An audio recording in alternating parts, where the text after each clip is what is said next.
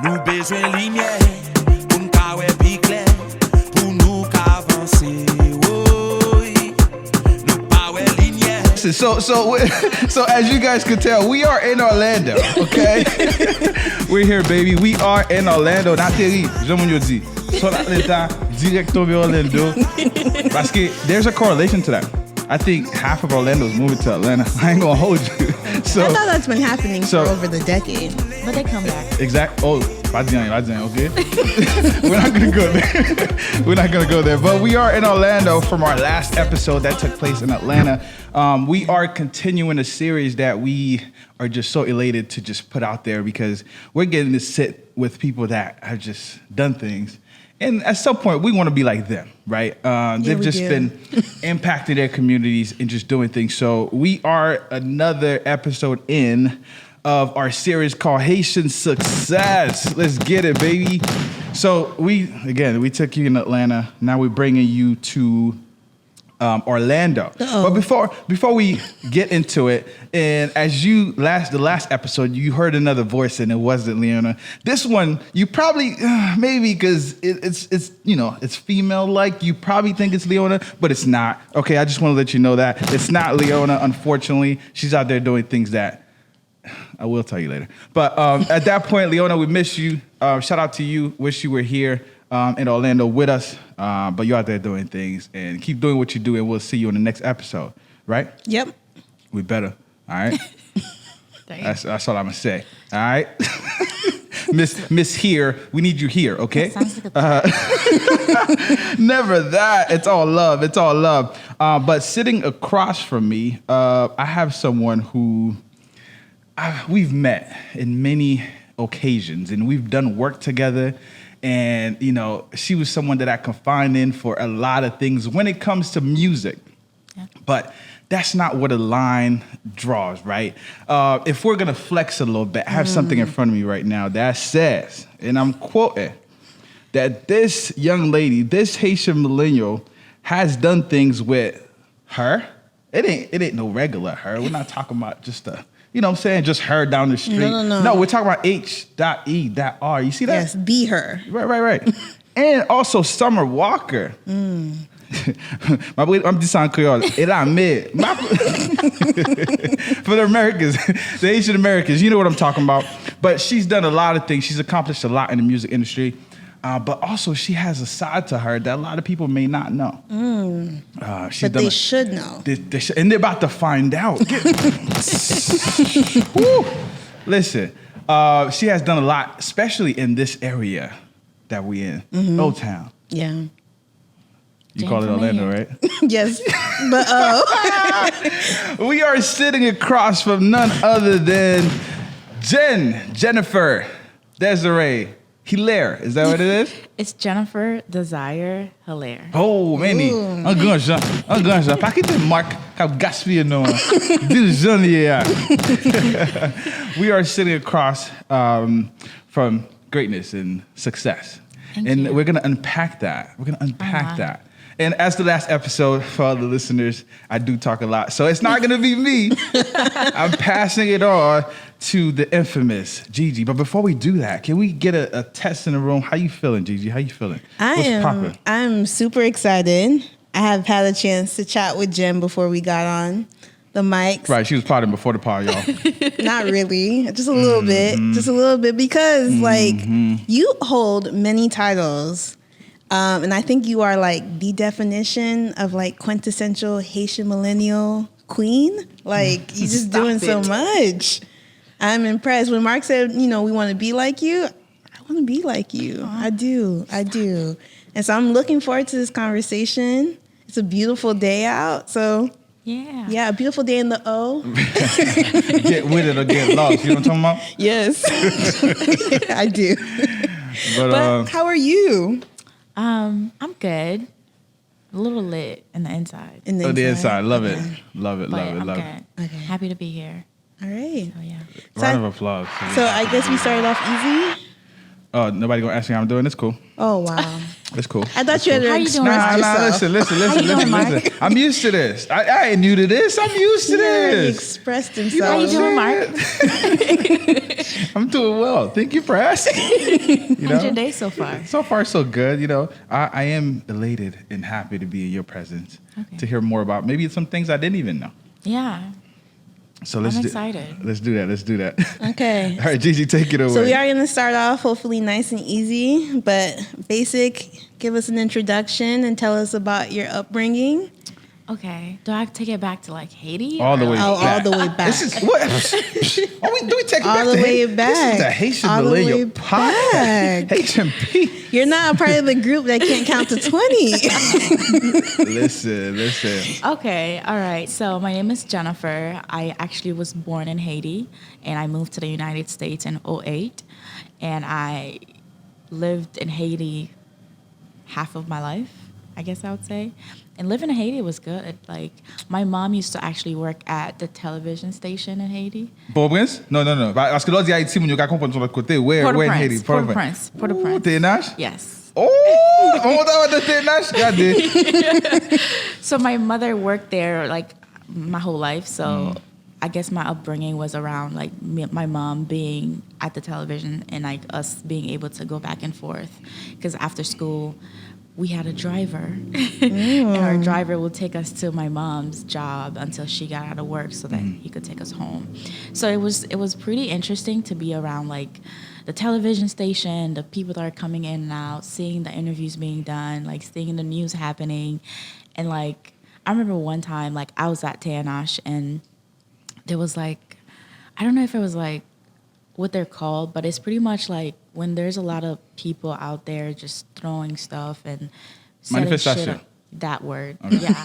And we were locked down at TNH and like we couldn't leave and we had to like stay in the bunks of TNH and I was like so scared. But I was a kid.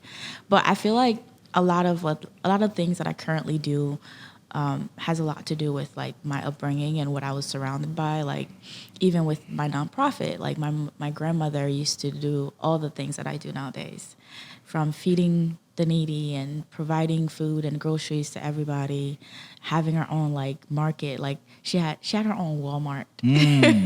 So like my whole life has been pretty much set for me.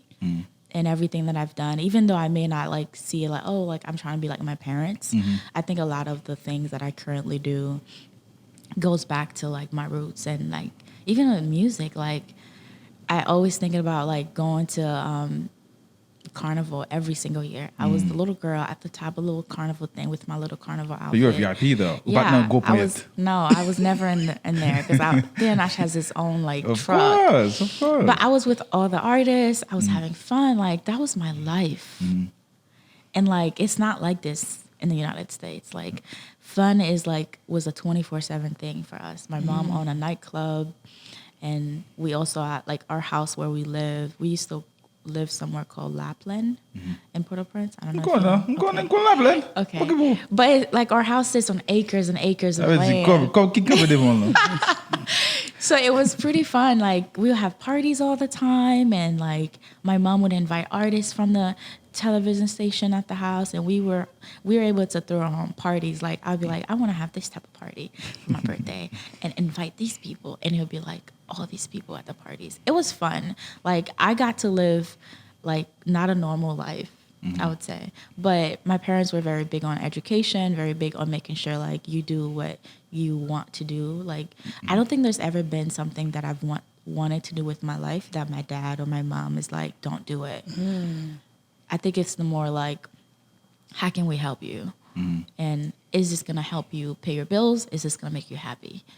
And then that's it. And I think when I moved to the United States, I had like a culture shock.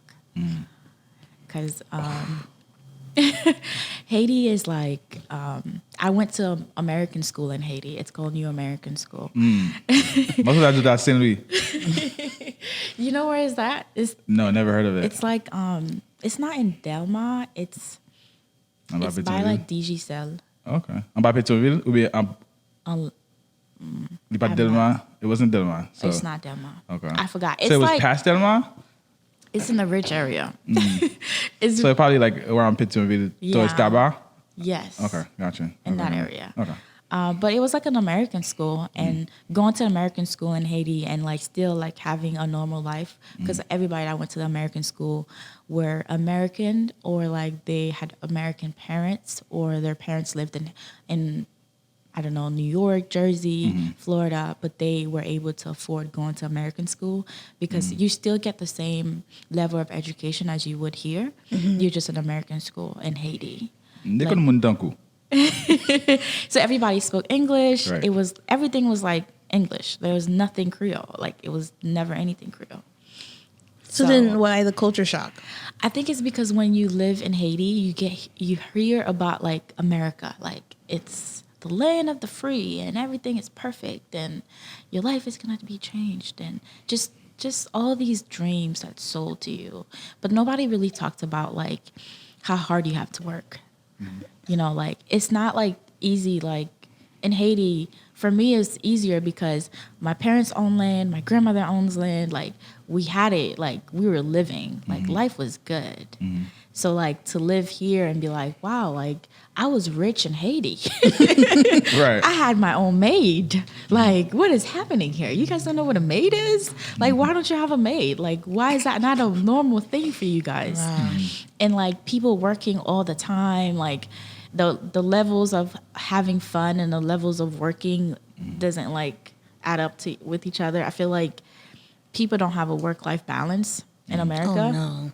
Everybody's work because it's like you have to pay your taxes, you have to pay your bills, you have to save, you have to do this. But in Haiti, it's like, let's just have some fun. Like After work is just fun. exactly. Right. Like there's always time for family. There's always time to have fun. There's always time for community. There's always time for like life because you can do that in the backyard. Like you have mango trees in your backyard. You have kidnap trees in your backyard. Like you don't have to go like to Walmart or Publix and spend so much money on groceries because you can grow everything at your house or like depending on where you live. So I think like here it's like, and then like the food was different, the air is different. Like when I moved here, the air was like drowning me.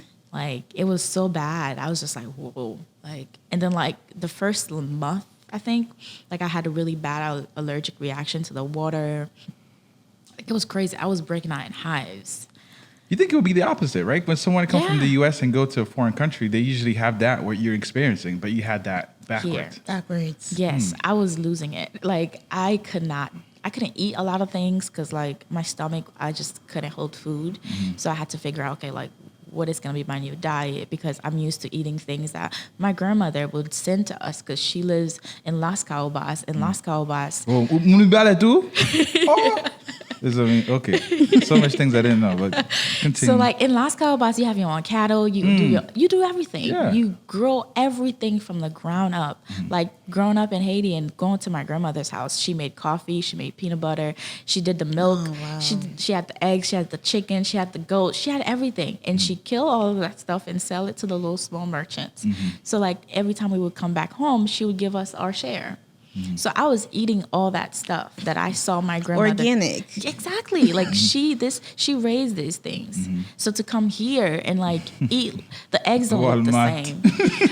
Exactly. The cheese nothing is the same. And I'll get sick like really bad. And I would just break out in hives. Like I would be super depressed. Like my stomach would be like super bloated because like the food is just so heavy compared to like, you know, in Haiti, you cook on 2-3 bricks or rocks things and you put charbon. You know what I'm saying? You put wash, some charbon, and then you start cooking. And like, it was just weird. And like, I had to start learning how to wash my clothes with it. Like having a wash machine instead of washing it by hand. But then like it wasn't the same quality because when you wash your clothes by hand, you can actually like go down the dirt, you know? It was different. It's so different. And now it's like, wow, like I'm super Americanized. But I don't know. I think that I'm super proud of like all the hard work that my parents have done for me and my brother. And I always think back on like, oh man, like if my dad didn't make all these sacrifices for us, like there's a lot of things we wouldn't have access to. And I don't know, I think like, although I do appreciate the community and the culture and the life that you can have in Haiti if you have the funds for it and the opportunity and resources for it, I definitely do understand why America obviously is a better option. It's safer, and the opportunities here are endless, but you have to be willing to work for them. And Absolutely. I don't know. So yeah, that's kind of like my upbringing. I'm 28, by the way. Hey, gang. What else? Wait, That's before we go further and before Gigi resume her questioning, I just want to highlight that we said Tenash like it's normal because we were down there and we know what Tenash is and what it stands for the Haitian community in Haiti. But for those that don't know, it is Télévision Nationale d'Haïti. So the station is located pretty much in the center of Port-au-Prince. So as soon as you pass Tenash, you kind of go into La Ville. And as soon as you pass Tenash going up, you kind of go into Pétionville. So it's kind of like in that middle area. And to be honest, the only thing I remember about Tenash is there was a kid that was always singing in front of it. And he made his own instruments. I think he was like doing instruments by his mouth. Like it was crazy. That used to be the area where people go and do like they would. Different that is a things. thing. People would come out there and perform and play art. Like, put the arts up. Yeah. Because again, that's the main station. There was Telemax, but Tenash was like the original, almost like the television station that most people. It's like a CNN. Right. So like I was born in the U.S. Okay. And I've had a chance to hear Mark's story of his upbringing and his life, and I've heard yours. And I'm always like, I'm a little jealous.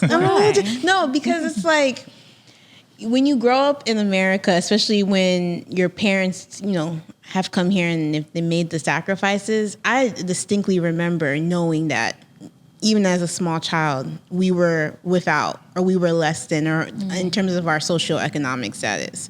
Like it was very like ingrained in me that like we had made this big decision to come here. We're struggling, but because we're struggling, you have to be able to make this all worthwhile. So a lot of the things, yes, there were happy times and like, of course, quintessential growing up in America type things, but there's things that I think because of our economic status, we just didn't have access to.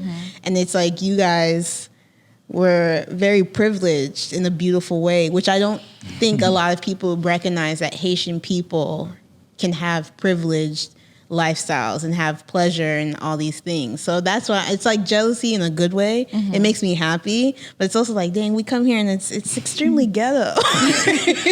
I would say like, I get it. And I think a lot of people don't know that a lot of Haitian people live a very good life. If they have it, like the ones that have it, like the resources and the opportunity to have that good life. And it doesn't necessarily have to be monetary resources. It's just, it's a good life and people are happy and like it's a family, like everybody's together. It's amazing. Like it's like now, like for me, I always have like parties at my house and I'll cook a bunch of food and invite my friends and stuff. Are we gonna be friends now? What's poppin'? But it's a Haitian thing because in Haiti, your mom will cook and everybody's invited. Yeah. Especially Sunday and Saturday. Right. Saturday and Sundays. You don't even know them, but they're your uncles. Yeah. And I remember doing things like that, but as like life went on, it became less and less. For me personally. You gotta keep it going though. Yeah. Because then like your kids are not gonna have those opportunities to live the life that you want to live. That's true. So you have to keep those things going or create new things that you can pass it down to your kids. Maybe it's not in you, but if you have a daughter and she could be like the party person. I love that. I would love that. So with your business, first of all, Fusion, highly successful. It's probably where I think the world got to get to know you first. When did you realize, or was there a moment or an event you threw that you were like, wow, this is actually like, this is working. This is it. Not really. I don't think there's been like, I I wouldn't say there's been a time where I'm like, oh, this is working. I think it's more like the people. Okay. And like the growth that I've seen in the community that we've built over time. Because like the first event I've ever had, which like 2015, 2016, I think, we didn't have a lot of people show up. And I cried. I was like devastated. You cried? Yes, I was out there crying. I was so sad. And like, I rented out a bigger venue than I needed. And the venue was super expensive. And it was just like too much. And I was in college, so I couldn't afford it. Like, I just could not afford it. And it was like, wow, this was a big risk. But what I thought of was 80 people showed up to this event. At the time, I didn't think anyone would show up. I didn't think that I had the pool or people knew me enough to come to my event or even buy a ticket. So I said to myself that day, like, if 80 people comes this time, maybe another 80 can come next time. If you do a little bit more work or if you're just consistent. And every event I put together a goal, like, okay, last event you had 100 people. Let's try 150 next month or next week. So that's kind of how I went about it. Like, I just thought to myself, the only way that you will ever fail at this is if you stop. Okay. Like, the moment you stop being consistent, you allow somebody else to take your place. And I just kept going. I don't think there's ever been a time where, like, I just said, like, I'm going to stop doing this because it's too hard, or I'm going to stop doing this because people are not supporting me, or people are not buying my tickets. Like, a loss is a loss. Like, you can win next time. You're only going to lose and stay losing if you don't try again. Yo, who needs Steve Harvey again? You got Haitian Success. Because next time you can win, and you can win big. Yeah, and that's good, because I think a lot of people think there's like some magic that has to happen, like some serendipity, but you're just saying stay consistent. Stay consistent. Like, honestly, anything in this world. Like, if you want to be a stripper, be a stripper every single day. I was telling Mark there's no strippers in Haiti. Is that true? Yeah. How you gonna set me up like that? So what I said was, there was a thing where I saw, with the Haitian Millennial podcast, thank God for exposure and just us being in that aspect of the Haitian field. So I follow, or we should say we follow a couple pages who are just exposing things that are happening in Haiti. Someone showed a clip of a first pole dancing class as fitness in Haiti. And I said, where? The gateway. Konya, yo fais sport, na pola, l'autre semaine strip club. I actually don't think I've ever been to a strip club in That's Haiti. what I'm saying. Right. That's what I told him. Right, but there's strip club in the Bahamas and other islands. So I think Haiti it might be a holy strip club where... No, I think it's because of compa. You can't strip the compa? No, I think... Challenge. No, wait, no. Challenge. No, I think compa is such a sexual, intimate dance. That's what you think. Why do you need strippers for? When you could dance like that. No, When it you can is dance very like intimate. that? Is that what y'all think? Yes. It's very intimate. Compa is parallel to stripping? No, it's not parallel. It's not parallel. I think what you're saying, Jen, you can correct me if I'm wrong. Bayo, mapsalo sutraksa. Bayo, mapsalo sutraksa. Yes, send us I would rather compa than pay for a strip club. Yeah, there's a thing I more would rather satisfying. dance compa all night. So you speaking, okay, so let me put my guy brain on.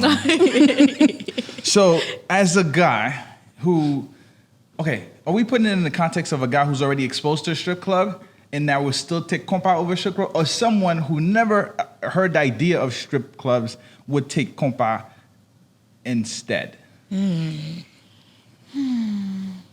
a guy perspective, because apparently it was made to entertain. I've been to Magic City. Atlanta, shout out to you. So like, You still smell like Atlanta. So I've been to multiple strip clubs, and I don't know. I feel like I personally, because I've experienced a strip club as a girl, and I do all of the stuff the guys do at the, I do that. I do all of that and eat the chicken wings. I do all of that. But I think like compa is so like an intimate thing, and like depending on who you're dancing with, you can get different levels of it. Ooh, imagine a compa party with money thrown. Mark. The And then, Guyad, drop the Guyad and money get thrown. Right. Actually, I've seen that. Shout out to DJ Stacks. I feel like on parties where he hosts, especially in New York, and these dudes who feel like they got it, they throw money. They throw money. I was about So to is say, that I our want someone ver- to throw money at me. Is that our version I don't of know. the strip I'm club? just saying though. I feel like I would rather that. And then like Haitian Guyad and like twerking at the clubs or like it's not the same. It's not the same. It's not. So I don't know. I think I would rather like. I go like into, this Haitian point that parties. you brought up. I don't think a man ever was Guyad gonna go. It's like, let me pull out some ones. I don't know. That's why I'm No, lost you wouldn't a throw little money bit. on the man. No, the woman. But what are the chances of you going to a compa party and finding your wife, then going to the strip club and finding your wife? Well, we can't talk right now because Zion. We have a situation with yeah, Zion Williams right now. I don't That's know. true. He got a You might stripper have- club. He found a lot of things. He got a baby coming, so he found a whole lot of things. But he's like, he might be Haitian. Williamson? Oh, No, Zion Williamson? Actually, No, my Mark, don't do ex-best that. friend's son is named Zion. wait, So, hold on. technically- hold on. What? Your ex-best friend? Son, yeah. Yeah, we're no best friend anymore. So this is my ex. How do you not be best friends with somebody after being best friends? Get the by histoire on a podcast like that. Bye-bye, encore. Man, just so you know. But you said your ex-best friend's son. Son. Yeah. His name is Zion. So the son is young. Right. Yeah. But this Zion Williamson, somebody better check it. Fact check it, please. So one of the, I think, very dope things about you is not only are you able to see the stars and artists, but you've been able to see the star and the beauty of Paramore. Yeah, it's my little baby. So tell us about your foundation, Okay. about the work you're doing there, and why you're on that mural. Oh God. Big flex. Man, where do I start? So I was already like doing community work when I was 16. So I've been doing that my whole life, technically. But I never had an actual nonprofit. I was just kind of doing it. Like at the time, I could cook, so I didn't mind cooking for people, whatever. It was just easier to do. And then, Not the meal prep, right? You could cook. no, Like- I could cook, like my moulin, legume, grill. You're speaking his language over there. You're speaking his language. I can make you some cremas, Ok, fini. fritai. Monsieur Ntendé. Ok. But Sorry, go ahead. like I used to just kind of like cook food and giving it out to the community and stuff. And I was just doing that for a long time. And since I have a following on social media, other people would like, hey, like I see you're doing this. How can I help? Or whatever. And, you know, I'll just be like, yeah, just tag along and like help me pass out food to people, whatnot. And it was just something I was doing because there's something I'm passionate about. And I knew that before I could even like get into it, I have to start a nonprofit, which I didn't know how to. And like school was a thing. Like it was just so much going on. I'm like, starting a nonprofit, that's a lot. And I started doing like feedings at the clubs that I were doing events at. So I would ask the owners of the clubs like, hey, it's Thanksgiving, can I use your club? And I'll bring all the food and then like we can open it because it's downtown. There's a lot of homeless people downtown. And you know, they'll let us use the place and we'll just bring all this food. People come in like and eat. And eventually it kind of like outgrew the space. And we just started feeding like in downtown, like in Lake Eola with our little cart and just going around, which was hard because you get fined for doing that. Yeah. Because like the city doesn't allow you to just like pull up and feed people. No, it doesn't. So that was hard. Was it 2020? Yeah, I think so. So 2020 happened and COVID happened. And then the protests started happening. So it was like June, right? I think it was June that we were all protesting. Yes, downtown. So June, Protesting for the George Floyd. George Floyd. Yeah, I just want to give some clarity for those listening. Yeah. So we protested during the George Floyd situation in downtown Orlando for like 7 days. I organized all the protests. Don't leave that out. It was the hardest thing I've ever done because I'm not into politics. I try not to like dabble in there. Maman lak travay nan te naturally into politics. But that's what she Map- saw. But she map saw. diyan But eh. she But I'm saw. gonna tell you why. Map- We're gonna map- get to why I'm not into politics. Okay. Which I am into politics. I'm just not into politics the politics way. Gotcha. I know that doesn't make sense. No, it makes You don't Okay. do Makes politics like the politicians. Exactly. Yeah. I do it the right way, I think. But I was protesting, and the last time we hosted a protest it was really nice to like be able to have like a program for the last protest that we did. It was 10,000 people that showed up. It was the craziest thing I've ever done. I would say that was probably like one of the hardest days of my life as a Black woman, because I was targeted. I had cops sitting outside my house because I was targeted. Like people were like coming and throwing things at my house, and I was in the public eye. Like I was on the news. I was marching. I was everywhere. I was getting hit by rubber bullets and all types of things. And my dad would call me like, "If I see you on the news one more time," because I would be on the news and like talking about what we're doing, and it was a lot. And my friend, which is, he ran. He's what, 18, 19? What's his name? You talking I don't about forget. Maxwell? Maxwell. What? Your friend. Okay. So Maxwell and I used to, Maxwell Frost. Big drop. Big name drop. We got to do a counter for how many, Yes. how many name drop is going on. So Maxwell Frost and I were leading protests together, like, because I know him in his music background, because he's also doing events. He's like, we work together in events together, so that's how I know him. Didn't even know that song, Maxwell. Cool. So like he also hosts showcases before he became a governor. I mean, what is he now? So I heard his story starting from community organizer. Okay, So well- that's the work you guys were doing, So, essentially. like, I knew Max when he was doing events like bands, showcases, and like stuff like that. That's how I know him, What's his title now? House of Representatives or something like for that. the state of Florida, yeah. Is it Senator? No. Senator Senator? Maxwell Frost? Let me look that up. Actually, I should know this. I should know this he was too, at an 'cause I know event him. recently, and I did his lower third, so I should know this. But I think he's again a state representative. But he's like highest of all. Yeah, the because people. he's in D.C. Yeah, he's in DC. But we were marching together. Like he was there out there, which I commend him because I seen him out there. Congressman. Congressman Maxwell Frost. So you know Yes. what? Cut all that extra shit out. He is Congressman So we can Maxwell get it right. Congressman. Congressman Maxwell Frost. Yes. We were protesting together, and it was cool because like I seen him protest. I seen him out there, and even when I stopped, he was going. Even when I was scared, like I didn't want to keep going. I saw him going for a whole year after. Like Maxwell like he was in the streets. He was in trenches. What? I commend him, and he's so young, and seeing him do that. And, you know, when that was happening, it was a lot. And shortly after that, something happened with me. An incident happened where I was sexually assaulted. Sorry And to that hear was that. like public because I was already in the news, like everything was happening. And it happened like in the middle of all of that stuff happening. Wow. So like that was also in the news. And I was like, I need to get out. That's why I moved to Atlanta. That was crazy, but it was like, okay, I need to get my life and up out of here. Because I became like the girl that was protesting, the girl that was out there, the girl that was like leading all these marches, to like, oh, did you see what happened to Jen?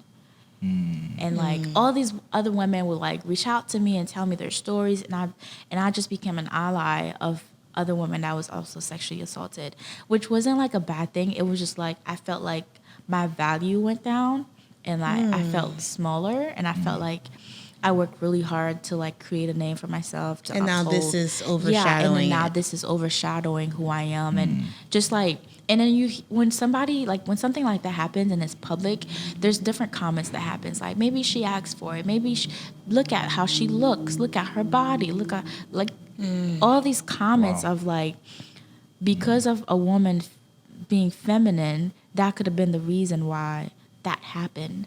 or like maybe she was drinking, but then like there was a video. And the video was out, and they're like, oh, yeah, she wasn't drinking. It looked like she was drugged. Like, and it was like a whole lot of stuff going on. The internet investigators. Yes. And it was just too much. I think that thing was on Shade Room. Sorry to hear that. It was bad. It was horrible. Like, it was the hardest days of my life. I'm not even gonna lie to you.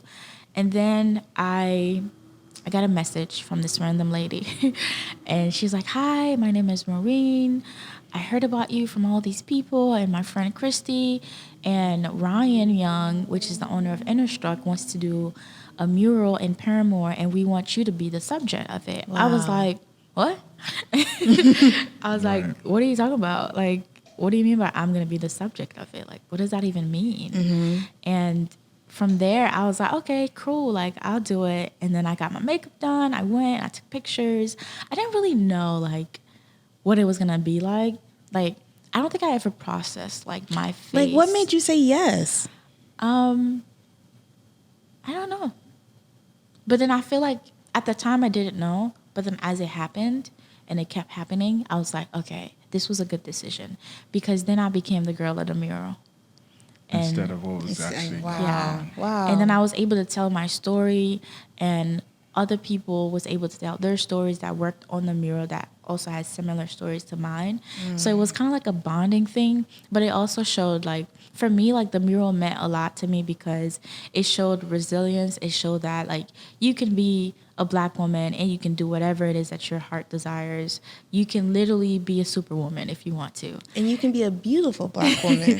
Thank you. Haitian at that. Right. And, you know, like, in my interview, and I was like, you know, I'm Haitian. I was born in Haiti, and I don't know anyone with a mural that's alive. I don't know any Haitian people with a mural that's alive in America.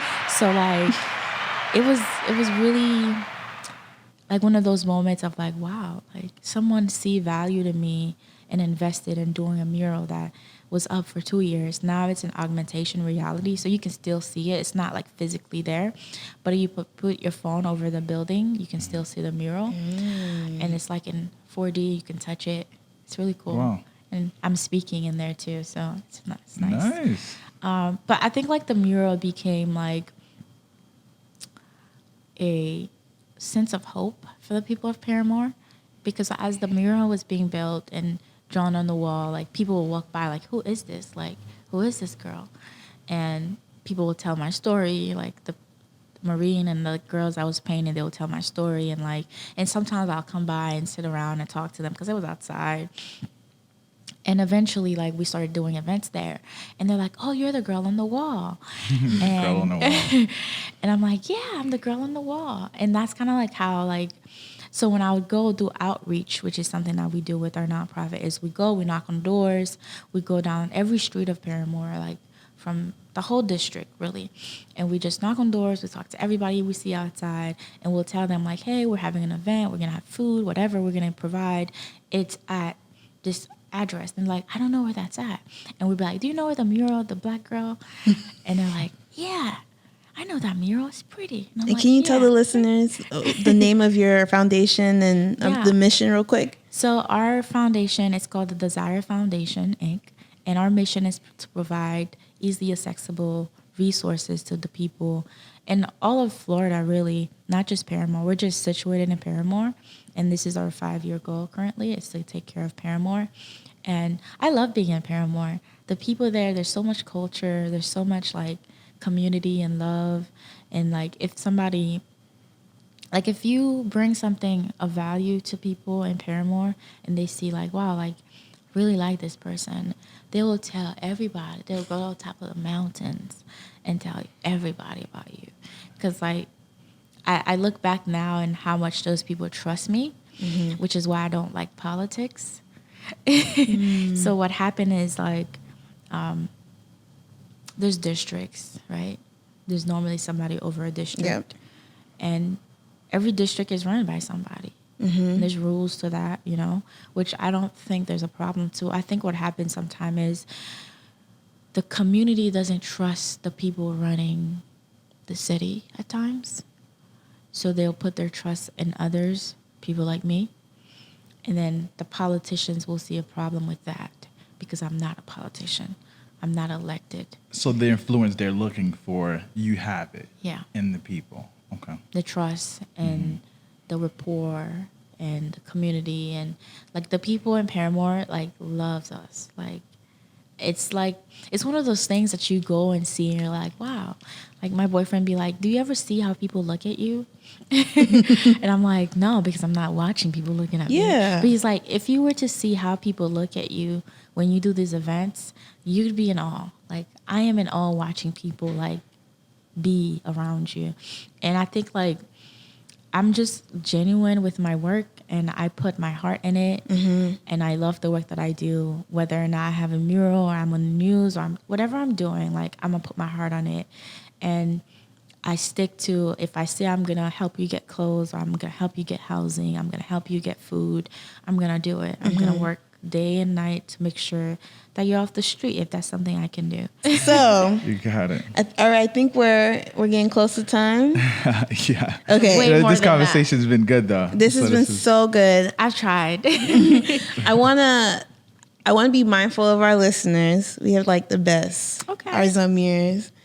And I can honestly say I know there are listeners who are inspired by what you are sharing. They are like, oh, this is so good. But they may be feeling like, I don't know, how do I do this? How do I go after the things that I want and make an impact the way that you have? So what advice would you give to anyone who's listening right now? I would say like believe in yourself and believe in your ideas. Like I know Mark always used to put on his story, dream big. All day, every all day. the time. And it's true, like you can only accomplish the things that you believe in, you know? So if you think that, okay, today I'm going to make $1 million or whatever, like maybe it's in like the real estate business. I don't know. Like if you believe in it, you may not do it today, but if that's your belief and you be consistent at the work part of it, like the part that people don't want to do is the work. Like it's easy to dream. It's easy to dream big. It's easy to write that up. But like if you're not consistent in the work, and the work doesn't have to be all day work. It doesn't have to be 12 hours a day work. Consistent work. You can do an hour consistently every day and you'll get the result. And I think like planning, I think some of us fail to plan. Some of us fail to organize.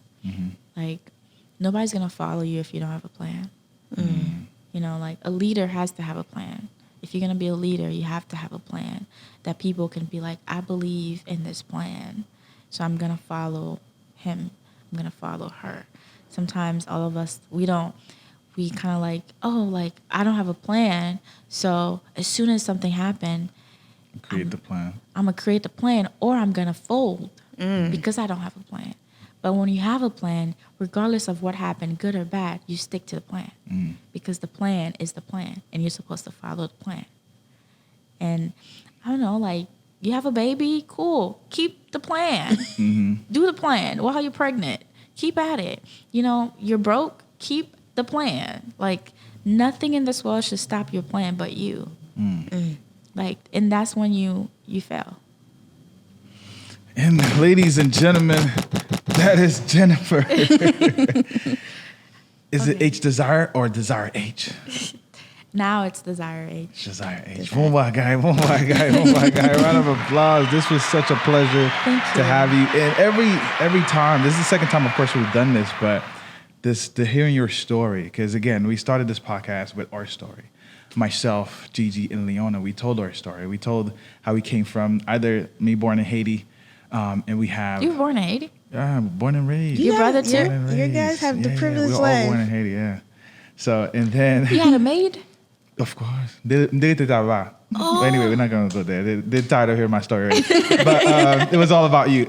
So we told our story, and we now get to hear other Haitian Millennial stories and how you guys are thriving, and you specifically thriving in a space, of course, that a lot of us don't seem to think about that we could thrive in. So sometimes we get put in different boxes and bubbles. And this series is to kind of allow everyone to see the different aspects of where we're at Haitian Millennials and where we're thriving at. We're in spaces that even our parents could not have dreamed of, right? So this is awesome. So congratulations to you Thank for you. making it this far and keeping it going. Trying. So we wish you the best in everything that you're going to endeavor. Really quick, you. if someone wants to get connected with Fusion or the Desire Foundation, what's the best way? Instagram, it's like the easiest thing, I guess. Our Instagram for Fusion is Fusion & Co. That's FUSIONANDCO. That's it, Fusion & Co. Okay. And for the foundation, it's the Desire Foundation, Inc. So Okay. THEDESIRE Foundation, Inc. Gotcha. What about you personally? Right? What about you personally? My page is on private. Oh, okay. Monsieur, you like to do? But- nice. But it's Jennifer Desire Hilaire together. My whole name together. It's pretty simple. Awesome. This conversation was one for the books. And on this note, this was episode 35. Yes, it was. The numbers are going up. And I don't even think I said it in the beginning of the pod. But on episode 35, this was another version of Haitian Success. Jennifer was with us. Gigi was with us. Mark the Dreamer, I was here. And Leona was here in some other form. In spirit. And we appreciate her. Shout out to her. Shout out to everybody for listening. If this was your first time, welcome. If you are a Zummer, thank you for supporting us. Thank you for being on this journey with us. See you on the next episode. Bam!